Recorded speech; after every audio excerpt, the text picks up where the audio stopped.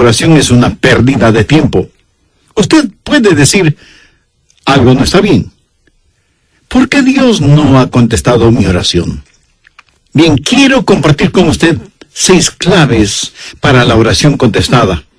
Y espero que las grabe en su corazón. Son sencillas, nada realmente nuevo, pero algo que necesitamos recordar en una forma más continua y metódica. Para que sus oraciones sean contestadas, primero, debe orar en el nombre de Jesús.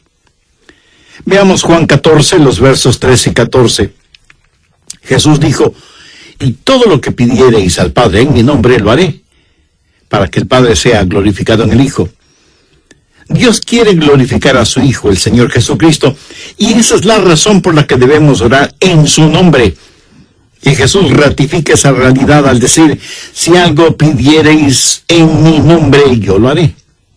Ahora vayamos al capítulo 16, versos 23 y 24, en donde Jesús hace énfasis en el mismo asunto. En aquel día no me preguntaréis nada. De cierto os digo, que todo cuanto pidiereis al Padre en mi nombre, os lo dará. Hasta ahora nada habéis pedido en mi nombre. Pedid y recibiréis, para que vuestro gozo sea cumplido. Muéstreme una persona cuyas oraciones le son contestadas, y de seguro que esa persona está llena de gozo. Jesús también dijo en Juan 14, 6, yo soy el camino y la verdad y la vida. Nadie viene al Padre sino por mí. Y esa es la verdad en cuanto a la oración. No hay forma de llegar a Dios el Padre sino únicamente por medio de su Hijo Jesucristo. Supongamos que usted se pierde buscando una dirección en un lugar que no conoce. Así que detiene a una persona en la calle para que le ayude, y esa persona le dice, vaya derecho 3 cuadras más, luego vire a la derecha, verá una casa blanca con una cerca de madera, entonces vire a la izquierda, y esa es una calle sin salida. Recorra 3 cuadras más, vire a la derecha, y usted le interrumpe y le dice, un momentito, por favor, no puedo recordar todo eso, déjeme anotarlo. Y la persona que le está dando las direcciones le dice, ¿sabe qué? Yo estoy yendo en la misma dirección, permítame guiarle. Usted únicamente sígame. Esa persona no solo le señala el camino, sino que, por así decirlo, se vuelve el camino. Jesús no indica el camino, Jesús es el camino hacia el Padre, y cuando usted ora en el nombre de Jesús, Él le lleva a la presencia del Padre. Anota Efesios 2:18. Porque por medio de Él los unos y los otros tenemos entrada por un mismo espíritu al Padre. ¿Qué significa orar en el nombre de Jesús? Significa orar con su autoridad. Cuando usted pone su firma en un cheque y se lo da a alguien, esa persona va al banco y lo efectiviza. El banco le entrega la cantidad de dinero estipulada en el cheque, porque ese cheque lleva su nombre, lleva su firma, y con su firma usted le autoriza al banco la entrega de ese dinero. Trate de ir a cualquier banco y hacer efectivo un cheque que no tiene ninguna firma, y le aseguro que estará metiéndose en profundos problemas. Cuando pedimos en el nombre de Jesús, no estamos simplemente rociando con algún polvito mágico oraciones al decir en el nombre de Jesús, abracadabra, que lo que he pedido se haga. No es así de ninguna manera. Orar en el nombre de Jesús significa, primero, obedecer su mandato. Segundo, hacer algo aprobado por Él. Tercero, saber que eso le dará honor y gloria a Él. Y cuarto, saber que el Padre será glorificado por lo que hacemos en el nombre de Jesús. Si usted ora sin usar el nombre de Jesús legítimamente, no tiene ninguna razón para esperar que su oración sea contestada. Ahora, obviamente, el orar en el nombre de Jesús significa que usted debe ser salvo, que debe ser su discípulo y que debe estar en comunión con Él para conocer su voluntad. No solo ora en el nombre de Jesús, sino que también ora en el Espíritu. Veamos Efesios 6:18. Orando en todo tiempo con toda oración y súplica en el Espíritu, y velando en ello con toda perseverancia y súplica por todos los santos. Así como se debe orar en el nombre de Jesús, hay que orar en el Espíritu. Casi al final del Antiguo Testamento hay un versículo muy interesante. Busque Zacarías 12:10. Dios habla de lo que hará en los últimos días, cuando los judíos como nación vengan a Jesús. Y derramaré sobre la casa de David y sobre los moradores de Jerusalén espíritu de gracia y oración, y mirarán a mí, a quien traspasaron, y llorarán como se llora por hijo unigénito, afligiéndose por él como quien se aflige por el primogénito. Hay muchas cosas maravillosas en este versículo, pero lo que más me bendice es que Dios dice que hay un espíritu, el Espíritu Santo, que es el espíritu de gracia y de oración. ¿Tiene usted dificultades al orar? ¿Sabe por qué? Porque no está lleno del Espíritu. Porque cuando lo esté, la alabanza y la oración fluirán de su espíritu. Usted estará constantemente alabando a Dios y constantemente suplicando en oración. Dios dice que un día Él va a derramar su espíritu de gracia y oración sobre los judíos, pero Él ya ha derramado su espíritu de gracia y oración sobre usted. Por lo tanto, usted debe orar en el Espíritu. En la pequeña epístola de Judas, el verso 20, dice: pero vosotros, amados, edificando sobre vuestra santísima fe, orando en el Espíritu Santo. ¿Había notado eso? ¿Cómo se desafía usted mismo? Orando en el Espíritu Santo. ¿Por qué es tan importante orar en el Espíritu? Bien, sabemos que cuando oramos en el nombre de Jesús, oramos con autoridad. Pero cuando oramos en el Espíritu, oramos con fortaleza para que Él nos ayude. Déjeme, le muestro algo en Romanos 8:26. Y de igual manera, el Espíritu nos ayuda en nuestra debilidad, pues que hemos de pedir como conviene, no lo sabemos. Pero el Espíritu mismo intercede por nosotros con gemidos indecibles. Mi amigo, esto significa que cuando usted ora, no lo puede hacer sin el Espíritu, y Él no lo hará sin usted. Es el Espíritu el que ora, y Él hace por usted lo que usted no puede hacer por usted mismo. El Santo Espíritu de Dios inspira, guía, pone energía y sostiene nuestras oraciones. Nuestro espíritu humano es débil, y aunque el Espíritu esté dispuesto, nuestra carne es débil. Por lo tanto, el Espíritu Santo nos ayuda en nuestra debilidad. No hay ninguno de nosotros que alguna vez no haya dicho: fallé en mi vida de oración.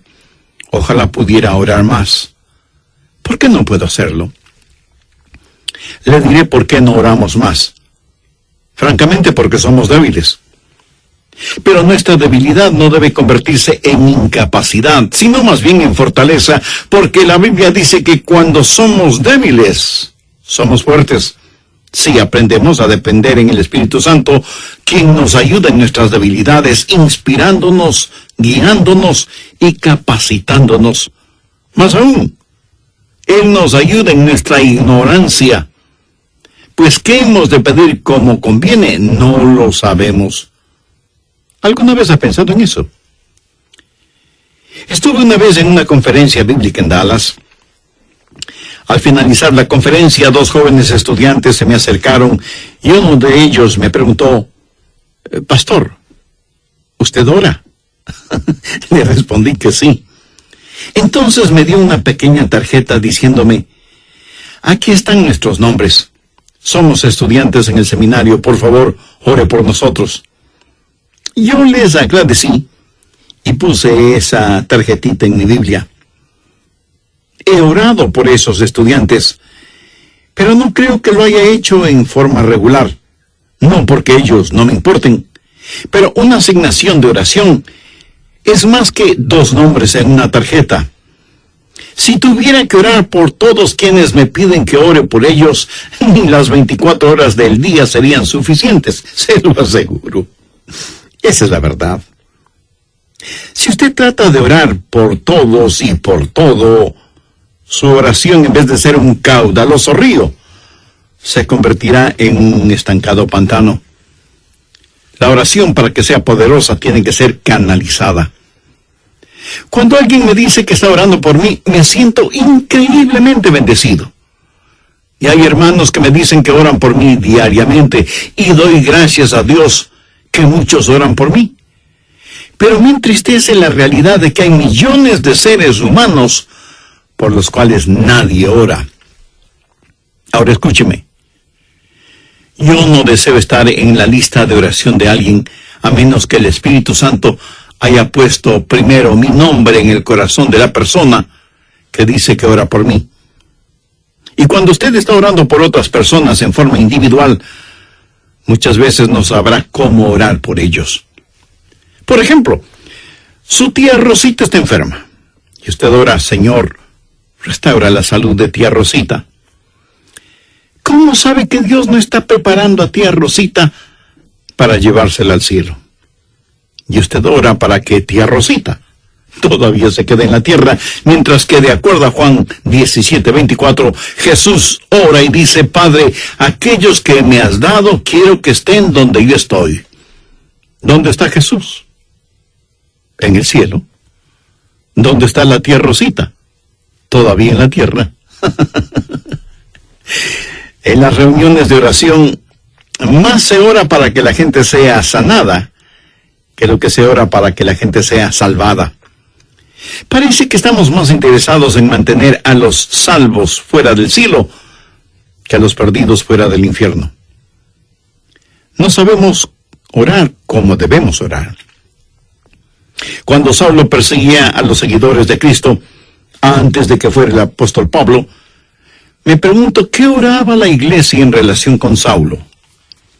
Si yo hubiera vivido en esa época, seguro que hubiera orado: Señor, mira cómo este Saulo nos persigue. Elimínalo, evapóralo, Señor, haz algo con él. Y ciertamente, Dios hizo algo con él, pero no precisamente como se lo pedimos. Dios lo transformó en el poderoso apóstol Pablo. A veces no sabemos ni lo que pedimos.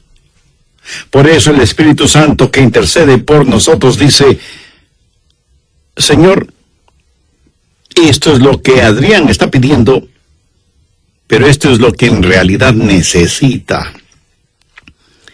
El Santo Espíritu de Dios nos ayuda en nuestras debilidades cuando nosotros no sabemos cómo orar, por qué orar, o cuando no tenemos la fortaleza, ni la energía, ni el deseo de orar. E intercede con nosotros, como la Biblia lo dice en Romanos 6:26, pero el Espíritu mismo intercede por nosotros con gemidos indecibles. Ni usted ni yo, nadie puede orar como el Espíritu Santo puede hacerlo. Y la expresión gemidos indecibles era utilizada para describir los dolores de una mujer dando a luz. Eso, mi amigo, es orar en el Espíritu. Intercede por nosotros con gemidos indecibles, porque muchas veces nosotros no sabemos qué pedir. Algunos años atrás, yo viví la experiencia de un profundo dolor emocional y espiritual a tal grado que no podía ni siquiera articular una sencilla oración. Lo único que podía hacer era quejarme. Pero el Santo Espíritu de Dios escuchó mi oración, y Él llevó mi dolor, mi súplica, hasta el trono de la gracia y la misericordia de Dios. Entonces usted ora primero en el nombre de Jesús, segundo en el Espíritu Santo. Para orar en el nombre de Jesús, usted tiene que ser salvo. Y para orar en el Espíritu, usted tiene que ser lleno del Espíritu Santo de Dios. Tercero, usted debe orar en obediencia a Dios. Es una malvada necedad el esperar que Dios escuche sus oraciones cuando usted no está viviendo en obediencia a Él. Lo triste es que hay personas que tienen la idea de que Dios les bendecirá, aún en su desobediencia. Razone esto un instante. Si usted está viviendo una vida de desobediencia, y aún así Dios contesta sus oraciones, ¿qué es lo que Dios está haciendo? Está animando y recompensando su pecado. Pero escúcheme, Dios le ama demasiado como para hacer eso. Veamos el Salmo 66. Quiero mostrarle algo. Salmo 66, verso 18. Este es un versículo que debería estar subrayado en su Biblia. Si en mi corazón hubiese yo mirado la iniquidad, el Señor no me habría escuchado. Ahí lo tiene, en blanco y negro y bien impreso. Y usted no tiene que ser un científico aeroespacial para entender eso, ¿verdad? Muchos hablan de las grandes promesas en la oración. Bien, esta es una promesa. Si en mi corazón hubiese yo mirado la iniquidad, el Señor no me habría escuchado. Ahora, note que no dice, si hubiera pecado, Dios no me escucharía. Dios no le escuchará a usted. Dios no me escuchará a mí. Dios no escuchará a nadie que tenga iniquidad en su corazón. Iniquidad significa el hacer trato con el pecado, sentirse en paz haciendo el pecado. Y si yo tengo cualquier iniquidad en mi corazón, Dios no me escuchará. Ora usted a Dios. Si tiene algún pecado en su corazón, ¿cómo puede esperar que Dios le escuche? Para que Dios le escuche, usted tiene que arrepentirse de sus pecados y tener a Jesús como su Salvador y Señor. De vez en cuando alguien me dice, pastor, Dios me ha dado la habilidad de decir hermosas oraciones. Y si Dios mismo me ha dado esa habilidad, quiero decir que Él está impresionado con mis oraciones. Mi amigo, hay una buena palabra griega para describir lo que usted está diciendo. Tontería. Escúcheme, Dios no se impresiona con sus oraciones, pero sí se impresiona con su necedad. Veamos lo que dice Isaías 1:13. No me traigáis más vana ofrenda. ¿Sabe usted lo que es una vana ofrenda? Es solo una oración vacía. No me traigáis más vana ofrenda. El incienso me es abominación. Aquí ellos estaban en el templo quemando incienso, ofreciendo incienso en el altar. No me traigáis más vana ofrenda, el incienso me es abominación, luna nueva y día de reposo, el convocar asambleas, no lo puedo sufrir, son iniquidades vuestras fiestas solemnes. ¿Qué es lo que Dios está diciendo aquí? Que todo lo que ellos hacían como parte de su religión, Él lo detestaba. Y en Isaías 1, los versos del 15 al 17, leemos, cuando extendáis vuestras manos, yo esconderé de vosotros mis ojos. Asimismo, cuando multipliquéis la oración, yo no oiré. Llenan están de sangre vuestras manos, lavaos y limpiaos, quitad la iniquidad de vuestras obras de delante de mis ojos, dejad de hacer lo malo, aprended a hacer el bien, buscad el juicio, restituid al agraviado, haced justicia al huérfano, amparad a la viuda. Veamos ahora Isaías 59:1. He aquí que no se ha cortado la mano de Jehová para salvar, ni se ha agravado su oído para oír. Dios no se ha vuelto manco ni sordo, pero vuestras iniquidades han hecho división entre vosotros y vuestro Dios, y vuestros pecados han hecho ocultar de vosotros su rostro para no oír. ¿Ha leído alguna vez algo del libro de Esdras? Vayamos al capítulo 9, verso 6. Esdras está orando y dice, Dios mío, confuso y avergonzado estoy para levantar, oh Dios mío, mi rostro a ti, porque nuestras iniquidades se han multiplicado sobre nuestra cabeza, y nuestros delitos han crecido hasta el cielo. Mi amigo, Debemos orar en obediencia. Para resumir un poco todo esto, vamos a la primera epístola de Juan. No el Evangelio de Juan, sino la primera epístola de Juan, capítulo 3, verso 22. Y cualquier cosa que pidiéramos, la recibiremos de Él, porque guardamos sus mandamientos y hacemos las cosas que son agradables delante de Él. Los rebeldes jamás verán sus oraciones contestadas. Déjeme retroceder un poco las páginas de la historia. ¿Recuerda cuando Israel había conquistado Jericó? Y tuvieron que pelear contra un pequeño pueblito. No era ninguna gran ciudad. Un pueblito llamado Ai. Apenas 3 letras, H-A-I, Ai. Y sin embargo, los israelitas tuvieron que huir, como se dice vulgarmente, con el rabo entre las piernas, ignominiosamente derrotados. Y Josué tiene que ir y postrarse delante de Dios y preguntarle cómo pudo permitir que tal cosa sucediera. Mire lo que le contestó Dios en Josué 7, los versos 10 y 11.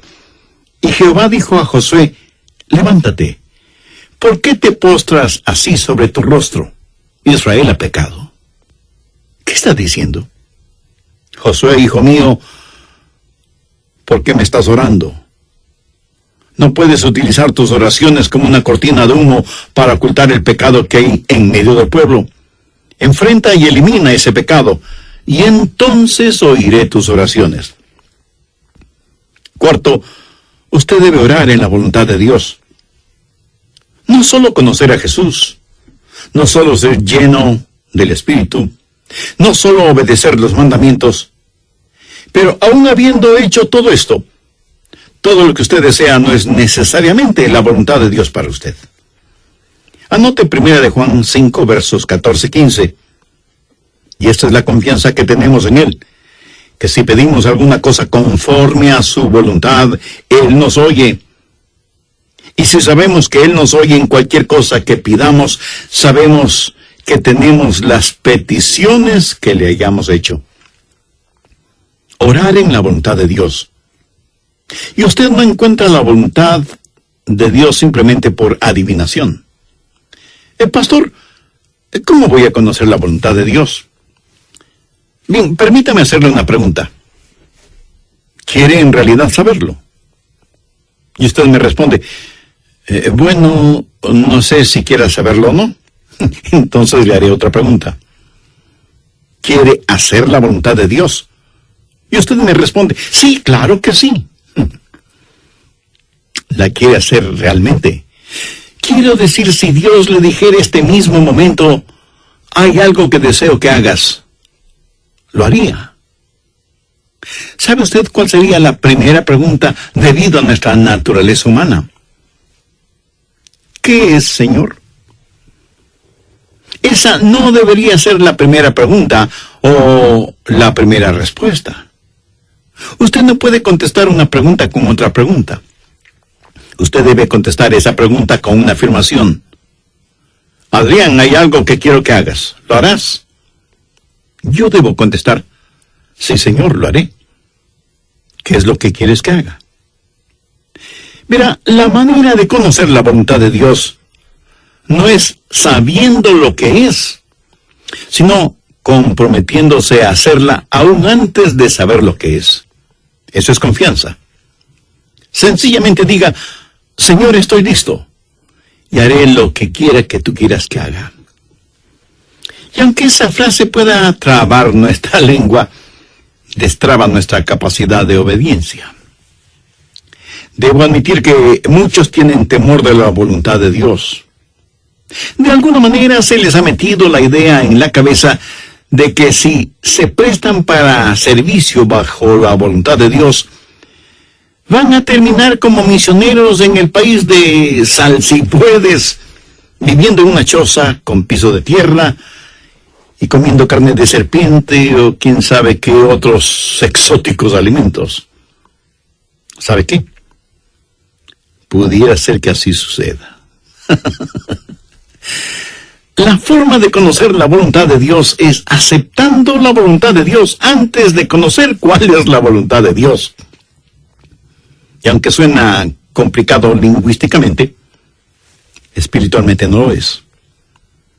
Pero usted me dice, pastor, quiero más detalles. Muy bien, le voy a dar más detalles. La voluntad de Dios es buena, perfecta y aceptable. Y si piensa que esto lo digo porque soy muy inteligente, pues siento desilusionarle. Veamos qué dice Romanos 12, versos 1 y 2. Así que, hermanos, os ruego por las misericordias de Dios, que presentéis vuestros cuerpos en sacrificio vivo, santo, agradable a Dios, que es vuestro culto racional. No os conforméis a este siglo, sino transformaos por medio de la renovación de vuestro entendimiento, para que comprobéis cuál sea la voluntad de Dios, agradable y perfecta. Usted no necesita saber nada más que esto. La voluntad de Dios es buena, agradable y perfecta.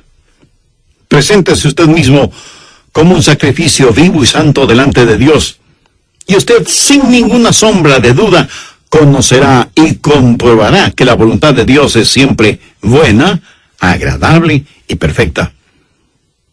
La oración no es para manipular la voluntad de Dios, para que se amolde a la suya. Es descubrir la voluntad de Dios y meterse de cabeza en ella. Pero escúcheme con atención. En última instancia, usted no encuentra la voluntad de Dios. La voluntad de Dios lo encuentra usted. Cuando su corazón está bien con Dios, usted presenta su cuerpo como un sacrificio vivo y rehúsa el ser amoldado por el sistema y los valores del mundo, para más bien ser transformado, renovado en su mente y empezar a pensar los pensamientos de Cristo y, por lo tanto, tener la capacidad de orar en la voluntad de Dios. Quinto, orar en comunión con los creyentes. Por favor, busque el Evangelio de Marcos, capítulo 11, los versos 25 y 26. Y cuando estéis orando, perdonad si tenéis algo contra alguno, para que también vuestro Padre que está en los cielos os perdone a vosotros vuestras ofensas. Porque si vosotros no perdonáis, tampoco vuestro Padre que está en los cielos os perdonará vuestras ofensas. Mi amigo, no se olvide que un pecado no perdonado es la más formidable barrera contra la oración. Tantas personas se preguntan por qué sus oraciones no son contestadas cuando están guardando tremendos resentimientos en su corazón. Le pregunto, ¿ese resentimiento, ese enojo, vale la pena tenerlo? Lo que es peor, ¿vale la pena ir acumulándolo, guardándolo, hasta que por fin estalla, hiriendo no solo a quienes motivaron ese enojo, sino a usted mismo? La satisfacción carnal de guardar un resentimiento contra alguien no vale de ninguna manera la pena, porque impide que nuestras oraciones sean contestadas. Escuché de una pequeña niña que una noche, por haberse portado mal, su mamá le mandó temprano a la cama. Pero antes de acostarse, la niña debía orar. Ella así lo hizo. Oró por su hermana y su hermano, oró por su papá y su abuelita, oró por sus amigas en la escuela, oró por su profesora, oró por su perro y por su gato, y finalizó con un alegre amén. Luego, mirando a su madre, le dijo: como habrás notado, mamá, tú no estuviste en mi oración. Me imagino que esa oración no habrá salido de ese cuarto, menos habrá llegado al cielo. Pero hay una profunda lección en esto. Sería una temeraria necedad si alguien, teniendo un espíritu no perdonador, pretende que sus oraciones sean contestadas. Y esto es verdad de manera especial entre marido y mujer. En 1 de Pedro 3:7 leemos: vosotros maridos igualmente, vivid con ella sabiamente, dando honor a la mujer como a vaso más frágil y como a coherederas de la gracia de la vida. ¿Para qué? Para que vuestras oraciones no tengan estorbo. Muchos esposos y esposas, aun siendo creyentes, viven como perros y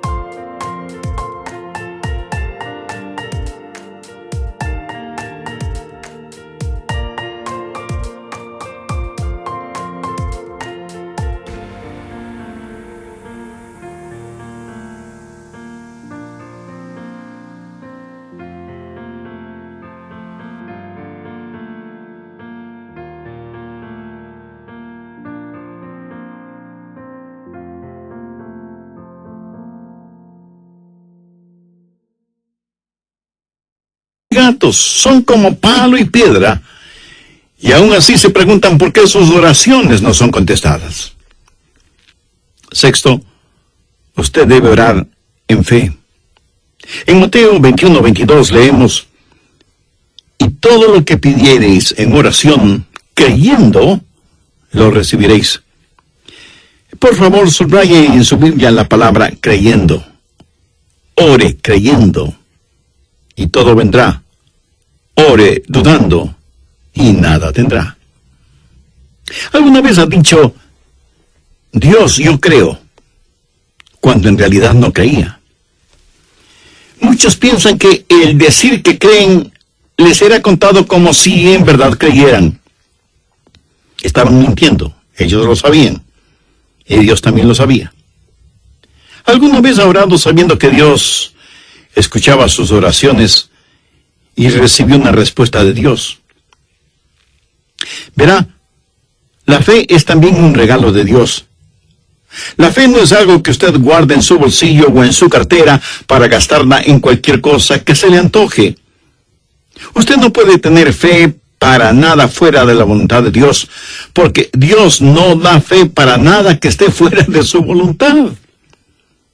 Y usted no puede tener ninguna fe a menos que Dios se la dé. Y no faltará quien pregunte, ¿por qué no tengo más fe? Si usted pone en práctica lo que he compartido en este estudio bíblico, le puedo asegurar que descubrirá que la fe está ahí.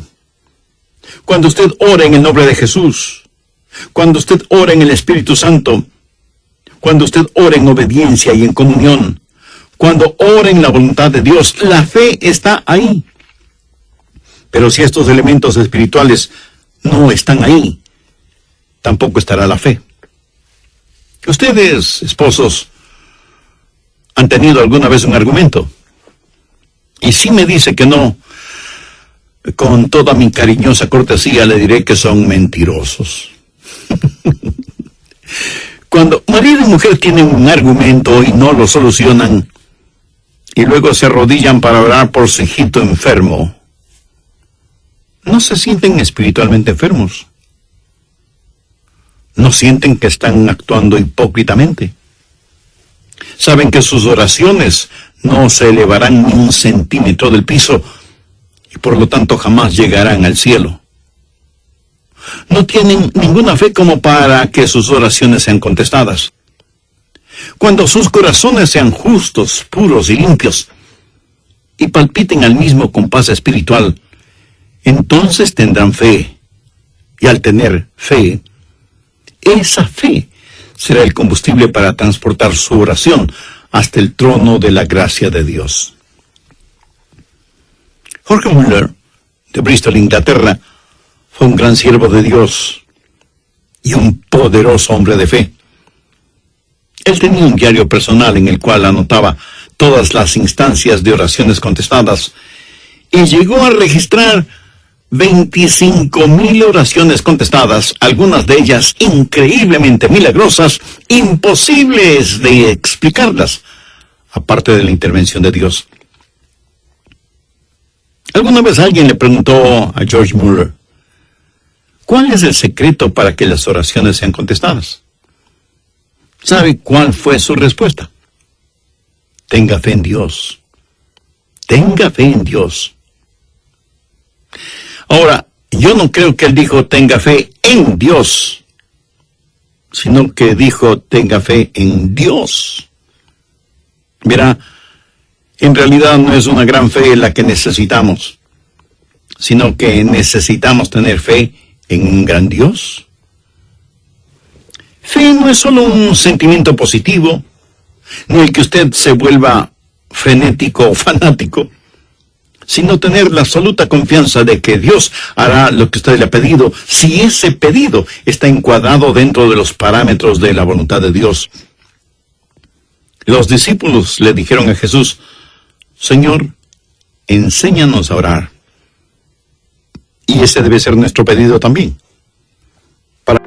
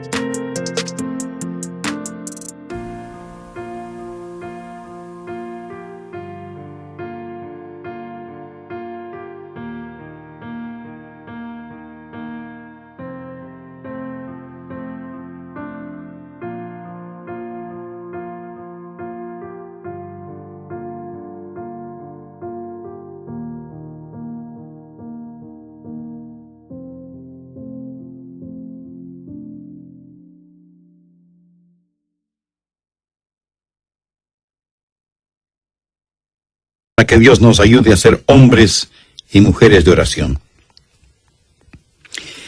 Hay algo en nosotros que se resiste a orar.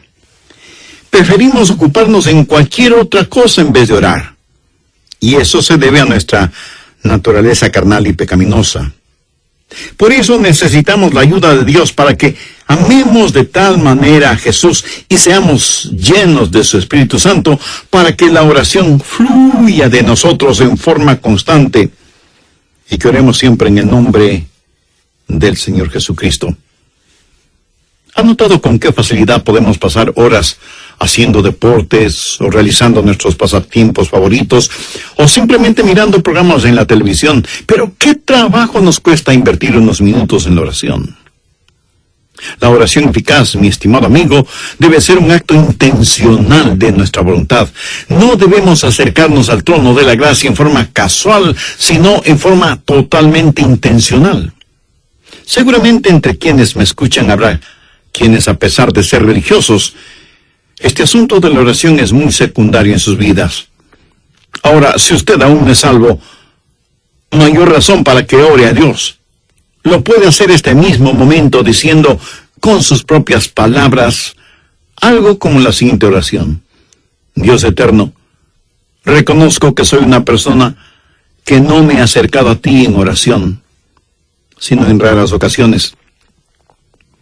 Reconozco también que soy pecador, que estoy perdido y que necesito ser salvo para tener la seguridad de ir al cielo cuando me llames a tu presencia.